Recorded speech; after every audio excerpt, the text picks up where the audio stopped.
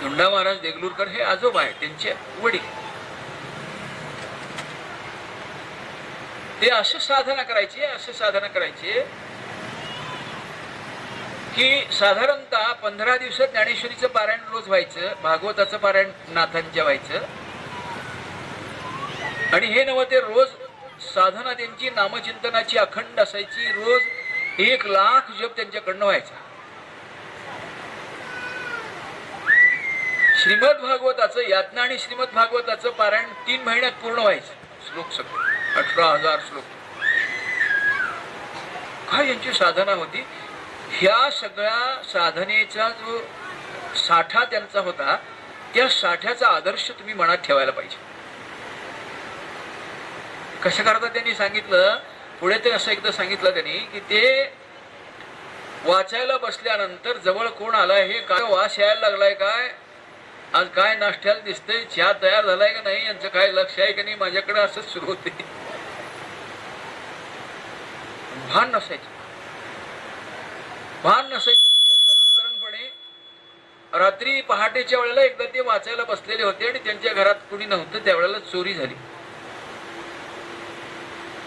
साधारणतः 1.25 किलो सोनं त्यांच्या, श्रीमंत होती बरं का, संस्थानिक, 1.25 किलो सोनं चोरांनी चोरून नेलं. आणि मग चोरी झाली. बाकीचे सगळे सांगत आले. महाराजांच्या मनावर किंवा चेहऱ्यावर एखादी सुरकुती सुद्धा नाही. उलट त्यांनी एक निरोप पाठवला तिथल्या हलवायाला, पेढ्याच्या दुकानात, तुझ्या दुकानात जेवढे पेढे असतील तेवढे आणून दे म्हणे. कारण रोज सकाळी जेव्हा त्यांचं पारायण संपायचं तेव्हा पारायण संपले लोक नमस्कार करायला यायचे. त्यांना ते खडीसाखर, कुठं पेढा काय असेल ते द्यायचे. सकाळी त्यांच्या दर्शनाची वेळ असायची. त्या दिवशी ते 2-2 पेढे द्यायला लागले. 2-2 पेढे देताना सगळं म्हणजे त्यांना समजलं होतं घेणाऱ्यांना यांच्या घरी चोरी झालेली आहे. आणि आज हे 2-2 पेढे कसे देत आहेत त्यांनी सांगितलं. म्हणे रोजचा पेढा 1 आहे म्हणे, आणि आज मला त्या भ्रांतीपासून मन हिरत दिली अशी अवस्था माझी आज झाली.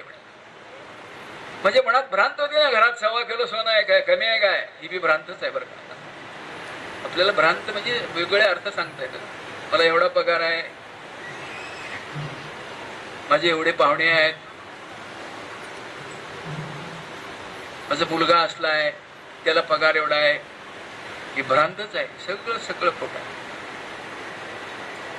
आणि म्हणून ह्या दुसरा पेढा मी त्याच्याकरता देतोय, या भ्रांतीतनं माझं मन निघालं आहे. आणि म्हणून महाराजांनी या दृष्टीने ज्ञानोबारायांनी आपल्या समोर ही जी ओवी दिलेली आहे, अतिशय गोड ओवी आहे. 5व्या अध्याय. 5वा अध्याय हा छोटा अध्याय आहे. एकच अध्याय सारखं वाचायचं. महाराज जे गुरुजी सांगायचे, अभ्यास करायचा झाला ना, एकच अध्याय रोज होतोय. 10-15 मिनिटात रोज अध्याय होतो.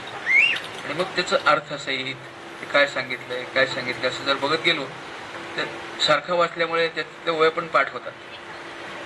हे प्रवचनला आपल्याला भांडवल होते. आणि दुसरी गोष्ट अशी होती की त्या अध्यायाचं मर्म हळूहळू लक्षात येतात. काय सांगायचं ज्ञानोबाराय, प्रत्येक कितीही वाचलं तरी संपणार नाहीये. इतकं मोठं ज्ञान भांडार आहे, त्यातलं सगळं मला अवगत झालंय म्हणत बसायचंच नाही. एक महाराज म्हणते अभंगाचा किसच काढतो. तुमचा महाराज म्हणतोय की अभंगाचा किसच काढतो. अरे काय किस काढतोस, तुझा किस निघायची पाळी आली.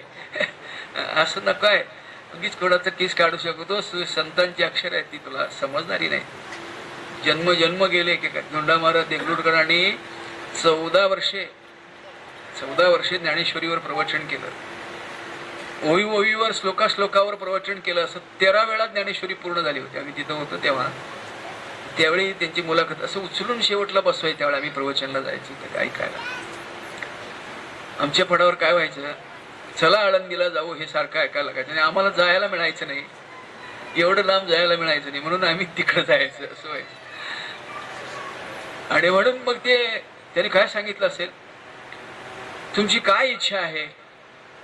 त्यांनी आपलं मनोगत व्यक्त केलं.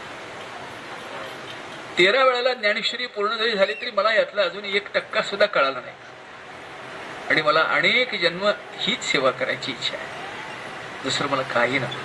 असं त्यांनी त्यावेळी तिथे त्यांची मुलाखत घेतली होती आणि ते सांगितलं. अगदी सुंदर अशा प्रकारचं बोलणं त्यांचं. असो, परवानगी आलेली आहे. मी 4-5 मिनिटं जास्त बोललो. जेणे भ्रांतीपासून हिरतले गुरु अख्खे म्हणत होतले, मग आत्मस्वरूपी घातले हरवणिया. संत महात्मे अशा रीतीने असतात. आपणही अशा रीतीने होण्याकरता आपल्याला मिळालेल्या गुरु वाक्यांनी म्हणत व्हावं या दृष्टीने सतत त्या साबणाचा उपयोग करत राहायचं. म्हणजे काय करायचं? रामकृष्ण हरी, रामकृष्ण हरी, रामकृष्ण हरी सारखं करत राहायचं. काहीतरी विकार आपल्या डोकावतात, काहीतरी भांडण होतं, एखाद्याला आपण उलट बोलतो, सुनेला उलट बोलतो, सासूला बोलतो. असं बोलल्यावर भांडण झाल्यावर उगीच चिडून बसायचं नाही. रामकृष्ण हरी, रामकृष्ण हरी, रामकृष्ण हरी असं चालू करायचं. काहीतरी नुकसान झाल्यावर सुद्धा आपल्या मनात एकदम मन खाली जातं. रामकृष्ण हरी, रामकृष्ण हरी, रामकृष्ण हरी असं जर आपण चालू केलं की मन आपोआप उत्थान पावताना योग्य ठिकाणी येतं. हे पारायण त्याच्याकरता असतं बरं का. आपल्या मनामध्ये देवाच्या नामचिंतनाचा विसर पडतो आणि तो विसर पडू नये या दृष्टीने हा प्रयत्न असतो. असो, झालेली सेवा तुम्हा सर्व संत मायबापांचे चरणी आणि माझ्या श्री गुरुचरणी अर्पण करू. सेवेला पूर्णविराम. कुंडली गौरदा हरी विठ्ठल, श्री ज्ञानदेव विठ्ठल विठ्ठल विठ्ठल. बोला पुंडली गौरदा हरी विठ्ठल, श्री ज्ञानदेव. आता विश्वात्मके देवी येणे वाग्यज्ञे तोषावी, घोषणी मज द्यावी पशाय दान हे. जे खळांची व्यंकटी सांडो, तया सत्कर्मी रती बाढो. भूता परस्परे पडो, मैत्र जीवांचे दुरितांचे तिमिर जावो. विश्वस्वधर्म सूर्ये पाहो, जो जे वांछील तो ते लाहो. प्राणिजात वर्षत सकळ मंगळी, ईश्वर निष्ठांची मांदियाळी. अणवरत भूमंडळी भेट तू भूता. चला कल्पतरूंचे आरव, चेतना चिंतामणीचे गाव. बोलते जे अर्णव पियुषांची, चंद्रमेचे अलांछण मार्तंड जे तापहीण. ते सर्वाही सदा सज्जन, सोय रे हो तू. किंबहुना सर्व सुखी पूर्ण होणी ती लोकी. भजिजो आदि पुरुखी अखंडित, आणि ग्रंथोपजीविये विशेषी लोकी ये. द्रष्टा दृष्टविजये हो आवेजी. तेथ म्हणे श्री विश्वेश्वरा, हा होईल दान पसावू. येणे वरे ज्ञान देवो, सुखिया झाला. पुंडलिक वरदा विठ्ठल, श्री ज्ञानदेव.